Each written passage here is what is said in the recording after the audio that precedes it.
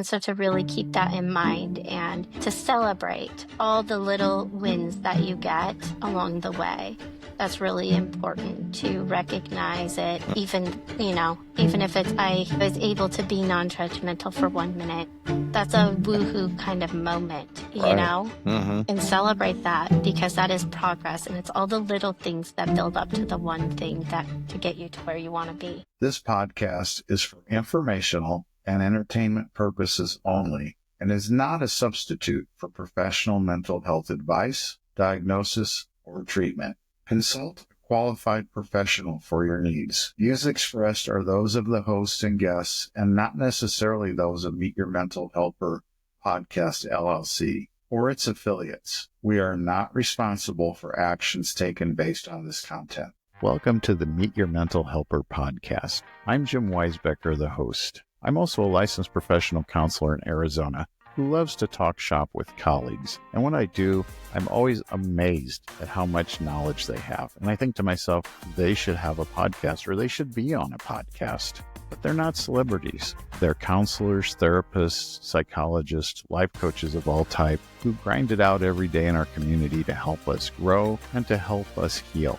Without further ado, let's meet today's mental helper. Welcome to Meet Your Mental Helper, and today I have a special guest, Kayla Allen, who is with Creative Guidance.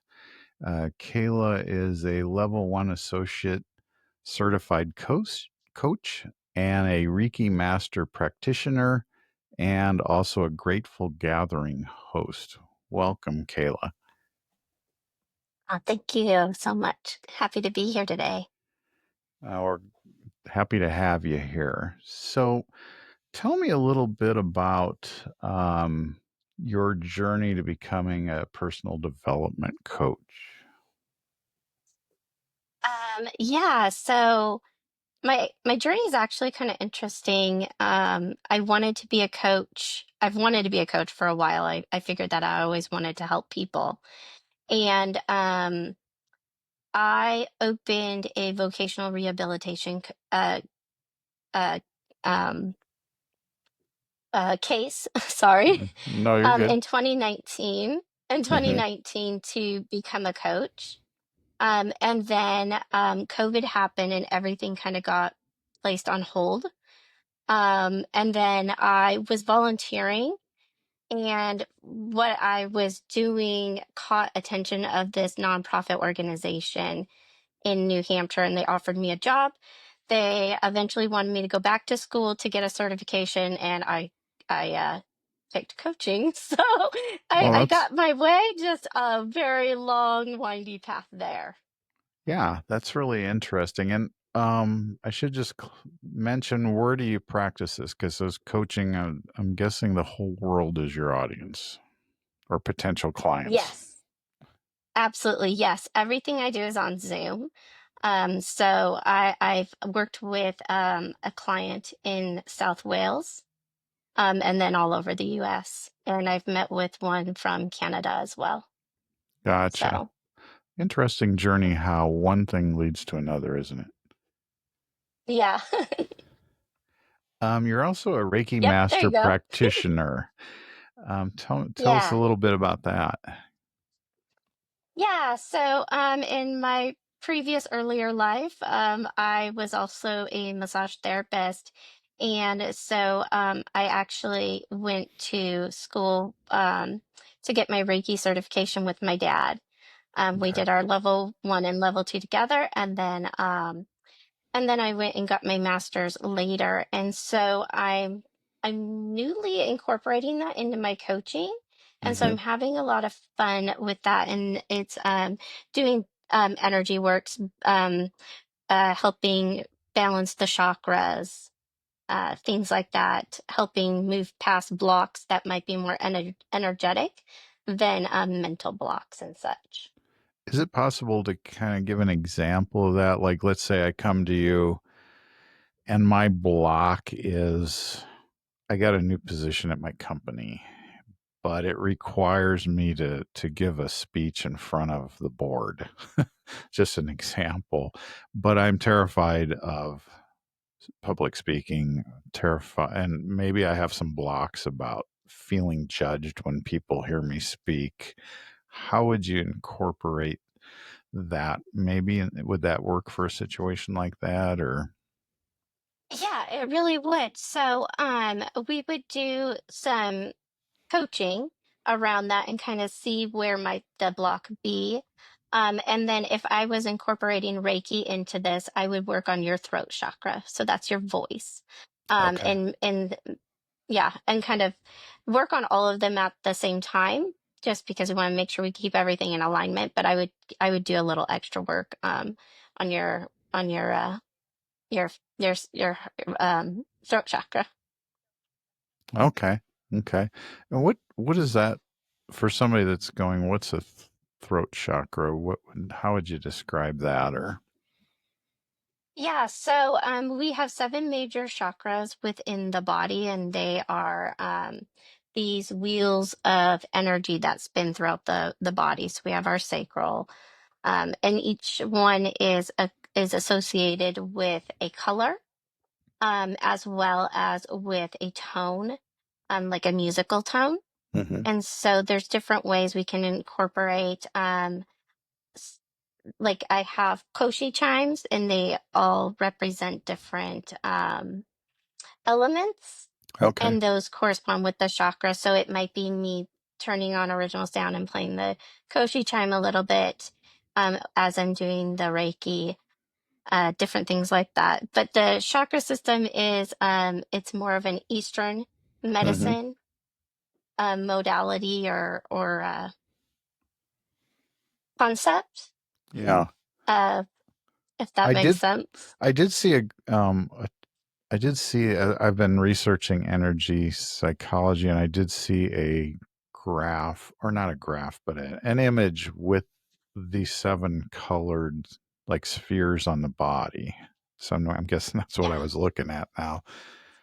Right. That's fascinating.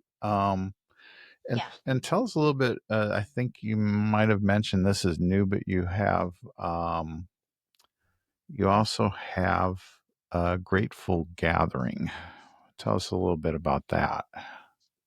Yeah, so this is through grateful living.org, and it's really kind of cool. It's a once a month gathering where we come and talk about gratefulness around a variety of topics. So it could be with joy or hmm grief or a variety of topics. And this is something that's offered free to the public. And so Okay. anyone is going to be welcome. We're going to meet on Zoom on the second Tuesday of every month at 3 p.m. Um, Pacific. Oh, that's awesome. I think you provided a link for that too, so we'll provide that link. Yeah, awesome. Thank you. You bet. So creative guidance that's a great name. What does creative guidance mean to you? Yeah, so in my day job, and how I even got my day job as a activities facilitator, I was teaching craft classes to individuals who are blind and visually impaired. And I've taught like a variety of different arts and craft type things. So that comes into the creative. And then the journey or guidance Yeah. is the coaching part of things. So that within this kind of umbrella, if I want to do more of the craft classes and do coaching, somehow incorporate that in. I'll be honest, I'm kind of newer to a lot of this. hmm And so I really just make it up as I go. And so hmm that brings in a lot of creativity I mean, it sounds into like a my natural sound. sessions. It sounds so like a natural fit. Yeah. Yeah. So I'm like, oh, this just fits me all around. Yeah. No matter what hat I decide to wear that day. I am a Gemini, so my hats change day to day. Gotcha. Well, that you know what, um, that makes life, I think, a lot easier when you kind of just figure it out that day and not. I was listening to psychologist the other day on a podcast, and she said the only time we're disturbed is when we have to have a right or wrong answer to something. And I thought that makes a lot of sense. Right? Yeah. Um, you have a I lot love of that. experience working with individuals who are blind or low vision. How has that shaped your approach? Yeah, so myself being blind, I've always been blind my entire life. Just I started out with a lot of sight, reading small print, then large print, then not being able to read print at all. Hmm. And so I can relate. I know what it's like to have that loss and how to relearn, how to get past the limited beliefs. I hear so many people who are newly blind say, I used to could, but now I can't because I'm blind, and just fill in the blank with a lot of things that used to bring them joy for the most part. Sure. And that's one of the reasons that I started doing crafting and teaching the craft classes, because I absolutely hated people saying that. And they're like, I Hmm. used to be able to knit, I used to be able to do that, and now I can't. And so I started doing that and realized that crafting brings in so much more than just um, a success of having a project at the end. It brought in other skills, orientation, how things are in a Hmm. smaller, so that when they go out in the real world, they can navigate, based on some of the things we've learned in class. And so a lot of those have become my clients as a coach. Wow. um, you know, um, Limiting not just their own beliefs, the people around them, saying oh, you can't do that. Let me do that for you. You can't see. Hmm. Societal beliefs, 70% of people who are blind are unemployed. That's a huge number. Does that make Yes. you feel like, oh, I could go out and get a job? You know, Hmm. 30% of us are successful in this, so maybe I can. I mean, just things like that is, rather than say 30% of blind people are employed, it's always 70% are unemployed. So there's Hmm. this huge limiting belief for this community Hmm. that really, all these. And so that's what a lot of what I do with is work on these limited beliefs so that they can know that they can be successful human beings in the world and contribute in whatever way they want to. Yeah, that's really powerful. I love that. For those of us that can see, I think it's hard sometimes to comprehend crafting without that element of vision. But a lot of craft is sensory.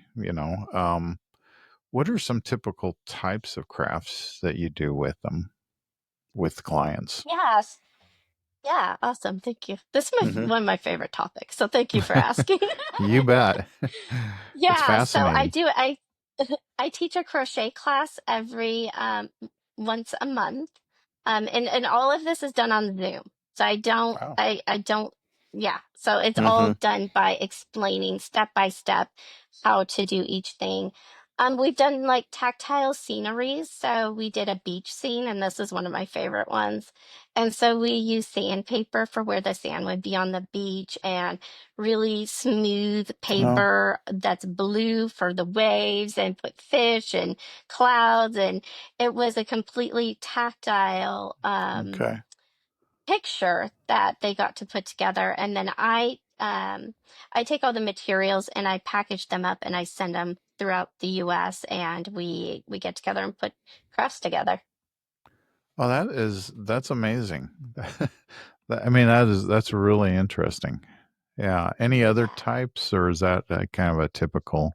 Yeah, uh, pony beading. I've started doing like an art history once a quarter, just to learn more about different art forms, Hmm. and things like that, and try to bring in using AI to generate image descriptions, so that I can bring that to them and discuss it and what things might look like and feel like, and those types of things. I recently did one on quilting, and that was really fascinating because that in the Underground Railroad really had a lot to do with the quilting here in the U.S. and how Okay. that worked. And yeah, so that was really cool to bring in that element. Yeah. So I can tell you have a passion for this. Before passion comes, I believe, you have to be interested in something, then have some success with it. And then all of a sudden you go, whoa, this is working. Right. So Yeah. when did that happen for you? When did you go, whoa, this is something I need to get out there to a lot of people? So, uh, There had to be kind of your own personal transformation too with this first, maybe before you just took it out to others. yeah. So for myself, I've always been insanely interested in like personal development, Mm-hmm. reading books, different, you know, just always trying to learn. My top via character strength is love of learning, and I totally embody that. Mine's in there too. So yeah. Yeah. And did you want the passion for coaching or the passion for crafting? Because those are both, and so I want to make sure I'm answering your question correctly. Yes.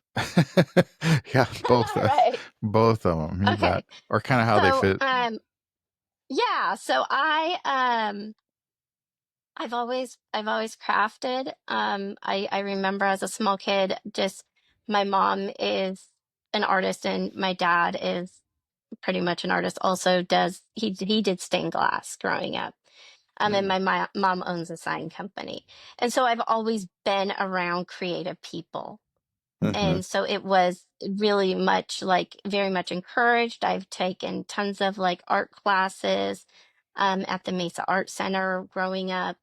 And so that has just always been in my blood, I guess, for lack of a better word. Yeah. Um, in 2015, I started volunteering at the Arizona Center for the Blind and Visually Impaired, and I was teaching craft classes there in person Okay. until the program got cut at the end of 2019, and then COVID. And then I started volunteering with the American Council of the Blind, and I Mm-hmm. started ACB Crafters. And that's really where I started doing it online and was able to reach more than 5 to 10 people at a time. Sure. And in June, I'll be celebrating my 5-year anniversary with that. And that's where I got Congratulations. my current job. Mm-hmm. I was volunteering, teaching a craft class, and you know, who knows who's going to be there, Mm-hmm. and so this lady saw me doing what I did, and she worked for a nonprofit, like I said, in New Hampshire. And it was on a Saturday afternoon. I called my mom. I was talking to my mom, like, Mom, I need a good part-time job or something so I can Mm-hmm. um I can keep paying for my craft supplies. That Right. was my biggest concern. I need more craft supplies and I have kids to Mm-hmm. feed. So, um, the next day, the very next day after I told my mom that, I got a phone call with a job offer Oh for a wow. job that didn't exist for a company I've never heard of. Isn't that And something? so, if the law of attraction, synchronicity, Mm-hmm. I don't know, I'm taking it and Yeah. gonna keep on with that. Isn't that So, something? Yeah. That is really cool. Um, yeah. we took a class together last fall, and you had mentioned to me how friends often come to you for guidance or for coaching. So there is something about you that attracts people, right? Tell us a little Yeah. more about that. Oh, that's been a forever thing as well. I even remember as a kid, some of my friends would come to me like, "I have this going on," and Mm-hmm. I've always been curious. I think that's a big part of it. So I'd ask all these questions like, why, when, how, where, what could be Mm-hmm. different, type of thing, without Right. really even knowing about it. And so that really just really continued on throughout my life. People reaching out, and one of the things people say is they feel safe. And Hmm. I'm not, I accept people. I try really hard to accept people for who they are without Mm-hmm. any judgment. And I think that's a big part of it. As someone with a disability, I was judged before they even knew me. Mm-hmm. Kids were mean to me growing up because of my disability. And so I really have always been much let me find out who you are before I make decisions and stuff. And honestly, I think that me being blind actually is a benefit in that, because I can't be at a Starbucks and look across the room and say, oh, that person's wearing that. I get this impression of them. I have to have Right. some sort of interaction with them Mm-hmm. before, so I think that's really cool. Um, Yeah. if I have to find. Yeah, no, that's something I don't think the rest of us think about, but Yeah. because we're in judgment mode all the time, right? Yeah. I often have an exercise for clients where I'll say, try going to the grocery store and just not. It's hard. I'll say, try 1 minute, work your way up to 5 minutes, and just not judge anything.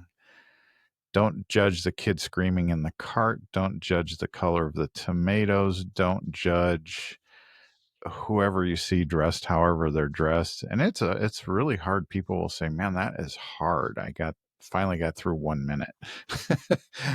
you Yeah. know so I can see Our how that's brains a are strength. just so Yeah, our brains are just so wired to do that, because it's like, Mm-hmm. oh, what's going on? Do I need to protect myself, or am I safe? Like, we constantly have that going on in our brains. And so these judgments aren't necessarily to be harsh or mean or anything like that. It's just, you know, our brains trying to figure out, how do I deal in Mm-hmm. this moment? Hmm. Well, sometimes mine's mean. I'll be honest. No, sometimes, they definitely can be. I'm just saying. sometimes I'm working on it. Sometimes it's Mine can kind be too. of, yeah. I kind of had a similar situation where I was in a different world before mental health, and people would always tell me things, and I would think, "Wow, they're divulging a lot of stuff to me," and sometimes they didn't even know me that well, but I liked it. I found it Yeah, interesting, and then the reason I switched is I thought, well, I don't know really what to tell them, but I need to learn how to do that part of it, So yeah. I think that's really cool when that happens. You also do. You mentioned you use mindfulness, somatic techniques, EMDR, in addition to Reiki. What drew you to those modalities, and how do you help? How do you Mm. incorporate them? Yeah.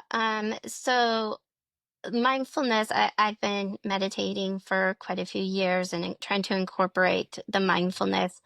I first kind of learned about the mindfulness when my son was in kindergartenish time. He is dyslexic, and he has also had ADHD. And I didn't want to put him on medication.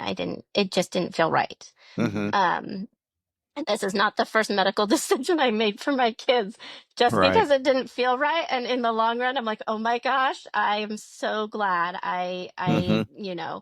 I went with that intuition around that. And so I wanted to figure out, how do I help him be successful in his school and all of that. And so I started reading and learning about mindfulness and how to incorporate that, and really worked with him. And I also worked with the social worker at school, so that what we were doing at home and what they were doing at school was consistent, and for him to have what he needed in every aspect of his life. And so that's kind of where I Wow. got started with that, and just kind of kept it going forward. Have taught a lot to my husband and my other, my kiddos. Both are have a little bit of a background in that now. The Okay. somatics, I really started learning about that when I went to coaching school. Um, at the mindfulness coaching school.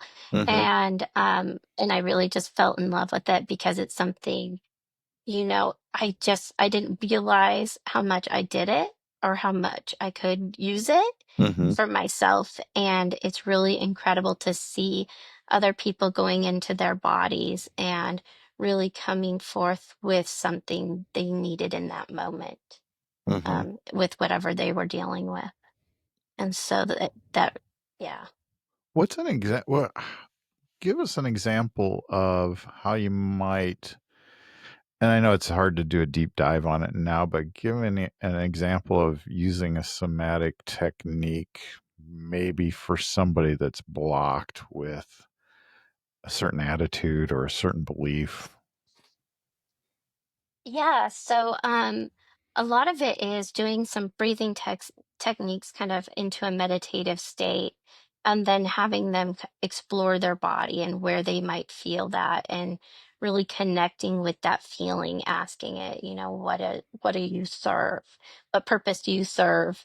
Okay. And things like that, where that the person is really just in their body and able to hear and feel it and interpret it, what is actually going on with them. And then we can work on the block from there, and Mm-hmm. use some visualizations and stuff like that for them to kind of move through the blockage. Gotcha. So it's really a self awareness. Um, it's really self awareness at a high level. So, people always say I have this, like, I feel a pit in my throat, or I feel stomach's a big one. I feel I feel a knot in my stomach or whatever. And so you're kind of connecting with that and saying, what purpose is that not serving? Is that what I'm getting? Or, Exactly, yes. mm-hmm. And maybe the knot's saying, I'm here to protect you, or this is dangerous, or I'm guessing that's a Yeah. lot often, maybe not necessarily, but in a painting with a broad brush. Yeah. And it could be, oh, it's because I've had a similar experience before, and that is what's causing it. So it might be going back to that, looking at that experience more with the facts, not necessarily going back emotionally, but really Mm-hmm. looking at the facts of that situation. And once we take the emotion away and look at the facts, a lot of times, the clarity can come through. Oh, that's really cool. So it's kind of a little bit of processing there too, kind of Yeah. processing that old stuff. Yeah. I do quite a bit with EMDR, and I'll have sometimes somebody will get, let's say, laid off from a job, and then we'll do a back or bridge to another time they felt that way. And it's like, it'll go all the way back to, I was 10 years old and got kicked off the baseball team, you know, Yeah. and it's the same exact feeling somatically and cognitively. Yeah. Yeah, for sure. And a lot of these we don't realize we have because they've happened so like while we were young children. And we Hmm. just keep bringing those forth because we don't realize those beliefs are not, or those feelings are not serving us now. But we don't know differently. So we've never looked into that and Hmm. examined, why might I be feeling this way? I like to use the example, your software never got updated. There's a Yeah. so, when you were a kid, you implanted that software program, and then the blocking part of it is that you just missed those updates through the years. Yeah. You know, That's a great analogy. I like analogies. Me Definitely. too. Um, so you do a lot of one-on-one coaching workshops. You mentioned also some lunch and learn sessions. Can you tell us more about how you cater to different needs with those? Yeah. So through Future Insight, I do mindfulness meditation workshops every month, on a variety of topics. So that is one of the ways I do workshops. Okay. Um, I do within the ACB community, I do a weekly, I call it Creative Journey, and it's all about personal development. And we've been doing books lately. I kind of turn it into a book club, and we've Okay. been working through doing a super deep dive into the book 13 Things Mentally Strong People Don't Do by Amy Morin. And we Okay. we get into some really great discussions around that. Hmm. And then the lunch and learns. This is a newer thing that I'm just starting up. I've done one where I went into via Zoom, went into a corporate office, and I worked with a group of individuals on setting some SMART goals, and we did some somatics and a little bit of guided meditation to kind of help them get some clarity to set those Mm-hmm. future goals for the year. So that was really fun. Gotcha. So you have a lot of tools in your toolbox. If I come to you as a client, um, how do you usually know which way to go with that? Because there's so many cool things you do. How do you? Yeah. So, first of all, I ask people what they feel comfortable with. That's part of the initial intake Mm-hmm. process is what do these are what I can do. Um, and just kind of put them out there, give a little bit of explanation of what the different modalities are, type of a thing. And honestly, I use my intuition 90%, 95, 99% of the time a lot. And so I might be doing one thing and I'm like, this just isn't working. Some people are just not ready to go into their bodies, and Mm-hmm. if I'm doing breaths with them and they're struggling to kind of do the breaths, I'm like, Mm-hmm. it doesn't feel right to go all the way into the body yet. And so then I would be shifting to more asking questions, more of the coaching. And if they're open to it, I may ask them if they would allow me to do some Reiki to see if I can help move the block along as well. So I'd Okay. say most of it is just intuition and what feels right in the moment. Mm-hmm. Um, I, I don't have scripts written up or anything like that. It's always Right. completely custom. Sometimes I'll just drop into a meditation with people who are really struggling because it just feels like they need some space to Mm-hmm. kind of decompress before we can even move forward. What would a meditation like that? What would something like that be? Would it be some breathing, some m- Yeah, mindfulness, or definitely. noticing thoughts, or what would it be? Yeah, so a lot of times I do a lot of grounding with my clients. Okay. And so doing a couple breaths, imagining your roots growing down into the earth, deep down, and then the energy coming back up through the body, out through the crown, Mm-hmm. um, that type of a thing. Sometimes feeling rain coming down on them, Mm. kind Okay. of washing things away. So it really kind of just depends on the client and the situation. Mm-hmm. It's all kind of spontaneous.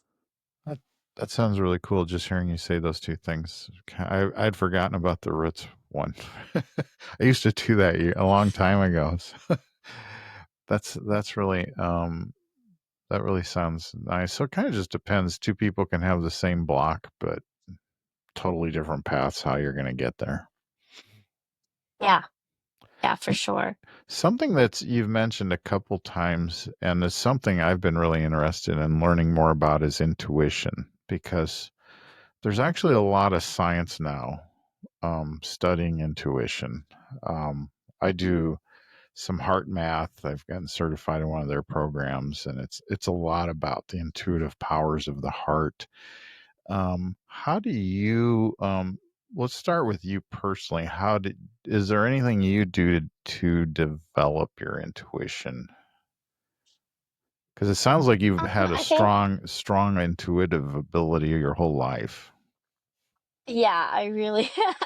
So Mm-hmm. I think part of it is, just as a kid, I wasn't told, I wasn't very limited on much. And Mm-hmm. so I used my intuition a lot, even as a child, and would have dreams. This actually has happened more recently too. I'll have a dream, and then a couple weeks later, whatever happened in the dream happens, some portion of it happens in my real life. And so that has kind of always been there. Mm-hmm. Um, to develop it, I just really listening to it, doing the meditation every day, kind of keeping up on that just to make sure I'm keeping, my energy and everything in a good place. I ground before every coaching session so that I'm in a good place for them as well. And Mm-hmm. really, it just is so second nature to me, Mm-hmm. um, to the point where I could be walking down the street using my cane and I'll feel something in front of me and I'll step off, walk around it and get back on the sidewalk because I can tell there's something there. And I was Mm-hmm. doing this with a mobility instructor. He's like, "Why did you step off the sidewalk?" I'm like, "Because there's something there." He's like, "But you didn't touch it." Like he could not believe that I had no idea that was there. And I had no idea even what I stepped around until he told me because I didn't really care. I just knew there was something there and Right. just going on my way.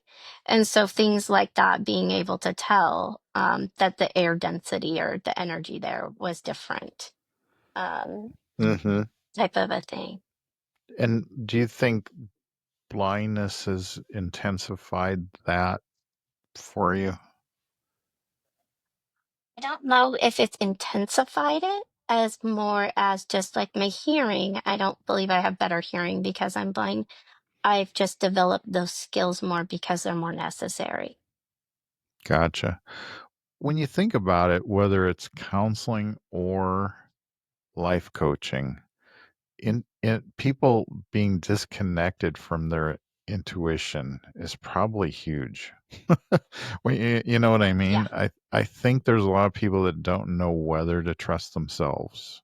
That's what I hear a lot, Yeah. or whether to, and especially in coaching, where maybe you're making a big life change, or you're thinking about trying something you've never tried, or getting unstuck. What do you think is a good way to help develop that intuitive strength for somebody that doesn't Yeah. trust it? Yeah. The one of the first things is you have to learn to read your body a little bit better. And so one Okay. of the simplest ways to do that is to kind of take a couple deep breaths and then tell yourself my name. So I'd say my name is Kayla, and that's a truth. Mm-hmm. And so I take a couple deep breaths and I see how that feels in my body, a truth. And then I might go back, take a couple deep breaths, and say, "My name is Jim." And that isn't right. So as soon as I said that, my throat started tightening up. It's like, liar, liar. Um, and so that is like one of the easiest ways to start developing what the difference between a truth and a lie or something that would serve you and wouldn't is really playing around with that kind of what Mm-hmm. does the truth feel like? What does a non-aligned answer feel like to me? Mm-hmm. And that's a good way to at least start to embody it and then act on it when you do feel that and thank your body. Oh, thank you so much for giving Mm-hmm. me that. Having that gratitude and appreciation really can help develop things within us as well, acknowledging it. That's really cool. So it's 'Cause- kind of like picking up that little barbell first and just getting a basic feel for what feels true just by that name example. That's really interesting. yeah. And then I'm guessing the more you do it, the bigger the barbell you can pick up, so to speak, the Yeah, mental exactly. intuitive Yeah, barbell. exactly. Yeah, and it might be, hey, when I have a truth, it's in my heart. I feel it in my heart. And Hmm. when I said my name is Jim, I felt it in my throat, and I'm like, ooh, that's not right. Interesting. Yeah. So it might be in the location of the feeling in your body, in addition to, ooh, it feels warm, or you might get a color. Some people get, oh, when I say a truth, it's white, and when I get a false, it's Mm-hmm. brown, or you know what I mean? Because Right. we all kind of relate on different levels. It might be I hear something. It might, so it really paying attention to all your senses and what am I getting from all of them when I'm doing this. Mm-hmm. That's fascinating because we're feeling this stuff all the time, and yet most of the time we're not connected to Yeah, we're way up in our heads. it. Yeah, definitely. That makes me want to sign up for coaching with you, Kayla. Awesome. I mean, as I'm hearing you say this, I'm like, gosh, that I could use that myself. That is really cool. Yeah. So, I know you've mentioned this before. I remember when we were in class together, and you believe everyone's inherently creative, resourceful. Um, they just have to discover that potential, and I think Yeah. that's really powerful. How do you how do you convince somebody that says, "Oh no, not me"? I think you prove them wrong. You ask them the question, so eventually they discover that they are. And work with them. That also would be a mindset Mm-hmm. work that we would do, because that would be a very fixed mindset. And so, first of all, before we can even start working on that, we need to figure out how do we shift your mindset that you believe that, adding a yet onto whatever the false is. I'm not, I'm not intuitive. Mm-hmm. It'd be I'm not intuitive yet. Is even that just changes the mindset of someone to kind of shift them. And so that might be where they start, if they aren't feeling that they have them. I often have people come in, well, what do you think? And I tell them, I'm not paid to think for you. Or, I'm like, your Yeah. decision does not actually, like, and this is it, like, their decision does not affect my life. Mm-hmm. What they decide to do doesn't affect my life day to day. And so I don't have an opinion on what they decide to do. It's what feels best for them. Mm-hmm. That's not my place to have that opinion. Back to the feeling. It's kind of back Mhm. to that feeling, what feels best, and maybe guiding them. Would that be an example of where you'd say, if you pick path A, what are you feeling in your body right now, or when you think, Absolutely. okay, hey, I'm getting there, I'm Yeah. learning this. Yeah. If you Yep. pick path B, what do you feel? And what Yeah. if? And sometimes it's tough to decide between two. Sometimes that takes a fine tooth comb, so to speak, because sometimes both Yeah. seem either bad or good, if we're going to label them, I Yeah. guess. Uh-huh. Yeah. And so that's kind of looking, what are the pros and the cons? Which one would suit your ultimate goal the best, Mm-hmm. type of a thing. And kind of going back to those kind of basics of, let's make a list of what this would be mean for you. And this, imagine you in a year, if you pick this path, where on that path might you be? And now for path B, what might that look like? Mm-hmm. Yeah, imagine you in a year. I like that because that's hard for a lot of people to do. Yeah. And some of it might be they're like, I can't do that. Okay, 3 months. Mm-hmm. We don't have to pick a year. And some people Right. are like, oh, I need more time. I need 5 years, you Uh-huh. know, type Right. of a thing. Because everyone's a really bit different, and their ability to kind of put themselves in the future varies from person to person. Yeah. Um, Yeah. yeah. I was just thinking about a study I heard about the other day where if somebody like breaks their arm and the doctor says it's going to take about a month to heal, they generally don't heal sooner than that 1 month. If the doctor says everyone's different, you could heal at your own pace sooner than we know, those people often heal faster. Isn't that crazy? when you It think is. about it?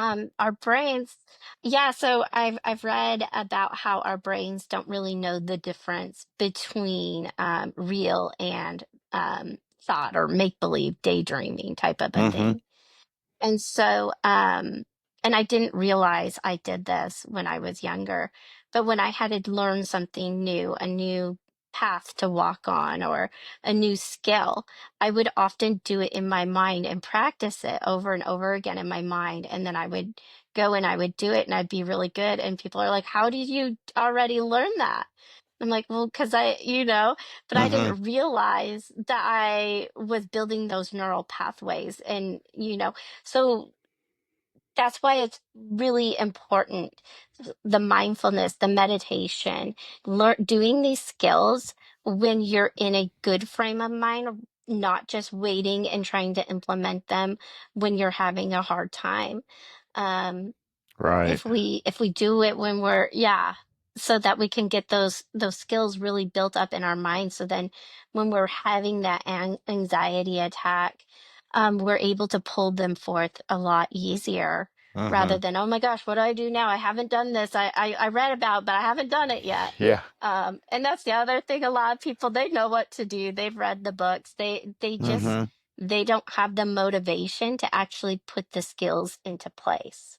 Yeah. The intentionality. I didn't make this up, but I always use this example. If you're if you're camping and you see storm clouds, that's the time to pitch your tent. But when the 80-mile-an-hour winds and hail are pelting you, it's harder to put that tent up. Yeah, And exactly. and Another good example. basically, you still got to try. You still got to get it up. Yeah. Or Yeah. yeah, Caleb, can you think of a like breakthrough moment you had with somebody where you said, "Wow, this is something that makes me want to do more of this." Yeah. And I did ask the person about this, if I could share the story. So, Hmm. um still not giving info, but Right, right. yeah. So, I have a client who actually came to me. um we've only, maybe in the last 6 months or so, we started working together, who is bipolar. And this person also works with a therapist. And so Hmm. that's meets with the therapist once a week and all of that. And came to me because she really didn't know what to do, because she was really struggling, and hospitalization was going to be her next step, and she did not want that.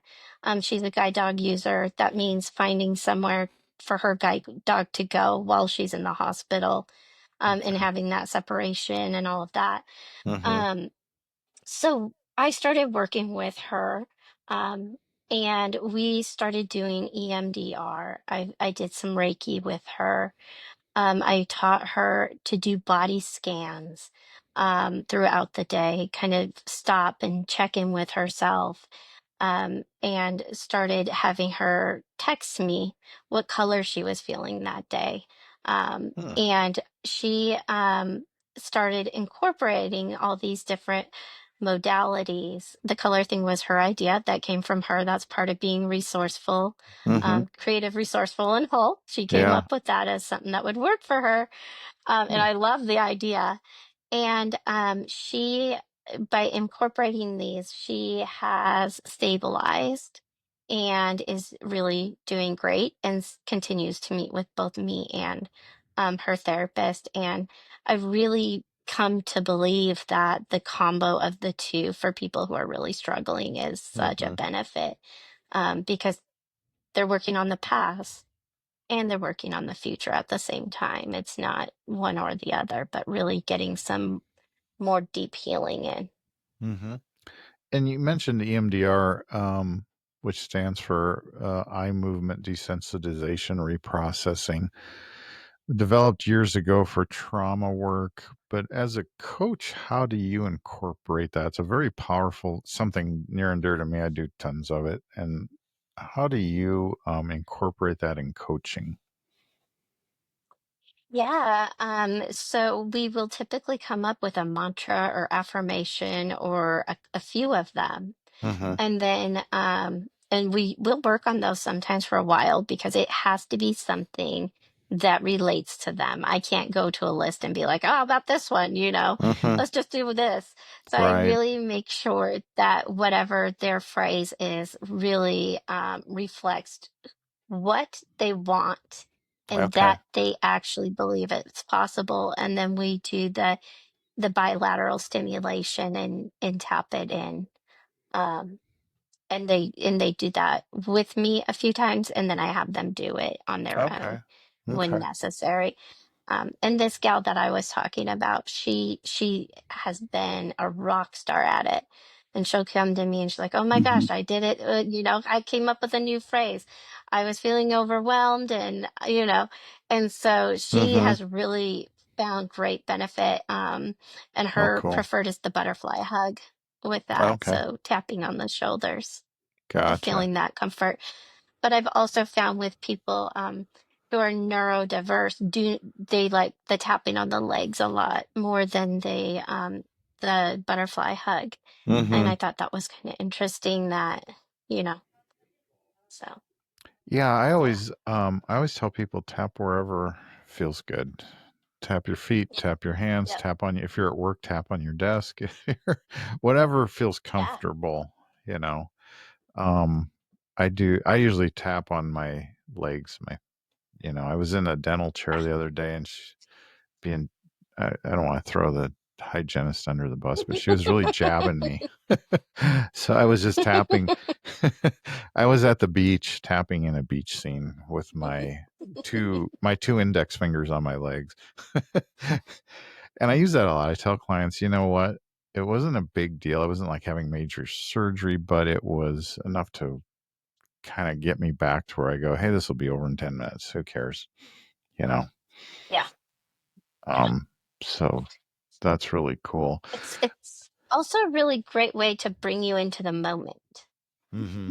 and bring that, kind of that mindfulness, bring you back to here and now. It's a good point. Yeah, there's definitely a grounding element to that, isn't there? Yeah.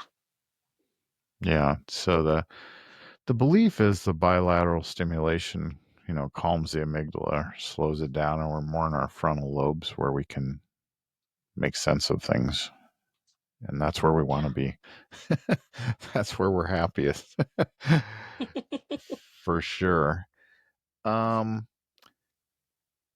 Also, let's just, as we kind of draw towards the end here, gratitude is a big thing. Um, you've got this, what's the name of the group again? A grateful living. So I'm doing Grateful Living. grateful Yeah. gatherings. So Yeah. let's talk about the power of gratitude because that's a big one. Yeah. I mean, it just has this profound ability to shift your mindset. Mm-hmm. If and your focus, really moving more into that growth mindset. I think gratitude's a good kind of path into that direction. Um, it it it if you go into a hospital and you have someone who is grateful that their nurses are taking care of them, kind of Mm-hmm. like you said earlier, they're going to have a better chance of succeed of surviving or Right. healing or Mm-hmm. type of a thing, rather than that negativity where people kind of fall back and that healing that they need doesn't happen. Um, so yeah. So it's a gratitude's a big thing for for a frame of mind shift. Yes. Yeah. Because before I was in the mental health world, if somebody said, be grateful, count your blessings, all the cliches, it was easy to just go, yeah, yeah, yeah. Yeah. Right? It's easy to go, oh, stop with your fluffy stuff here. But there's a lot of science behind the gratitude. Yeah. A ton. Yeah, for sure. And Grateful Living has a ton of it on their website too, of different techniques that can be used as well. to really bring in that gratitude. I have a friend every day we text each other our gratitudes Oh, wow. for the day. That So sounds that really really powerful. helps both of us out. And Mm-hmm. and seeing someone else's, you're like, oh yeah, I didn't think of that. I have that too. I can totally be grateful for that as well. Mm-hmm. So it really that accountability, and it's something I look forward to doing, uh, each day is putting them out there and looking for them to share. Yeah, that's really powerful. Um, as we kind of wind down, is there anything, as we've been talking, and we could probably go on all day, but appreciate your being here, and we'll have to do it again sometime. But is there anything maybe you want to say before we kind of wind down, or anything I've missed? Yeah, I really just feel like, you know, be a, find hmm. May I catch my thoughts for a second here? Yeah, no, go right Um, ahead. yeah, I just really want people to know that they can grow and they can make changes in their lives. And they may not be overnight, but it didn't take us overnight to get to where we were at either. And so to really keep that in mind and to celebrate all the little wins that you get along the way. That's really important to recognize it. Mm-hmm. If even, even if it's I was able to be non-judgmental for 1 minute. That's a woohoo kind of moment, Right. Mm-hmm. and celebrate that because that is progress. And it's all the little things that build up to the one thing that to get you to where you want to be. Mm-hmm. Great point. Well, we're going to stop here. I'll have all of the links to get a hold of Kayla at when we post this, so you'll see them all there. And you're pretty easy to get a hold of. Is that right, Kayla? Yep. Yep. Gotcha. So we'll put all your websites down, your contact information, and people that want to reach out to you can. And again, thank you so much today for being here. Thank you so much for the invite. I really enjoyed this. You bet. Thanks a lot, Kayla. Have a good day.